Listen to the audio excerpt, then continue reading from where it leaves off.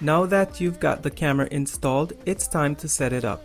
So open up your Ring app, go to Devices, select the Add a New Device option, then select Cars, scan the QR code located on the camera. There's also a QR code within the paperwork, so if the camera is already mounted, this may be easier to just scan the QR code from the paperwork. Select your address or create a new one. This is the location where you will park your car, and then hit continue. This part you will give your device a name. I'm going to call mine CarCam. Continue to the next step, and yes, our CarCam have already been installed.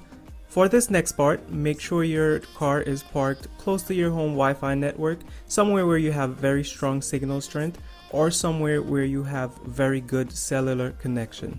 Got it.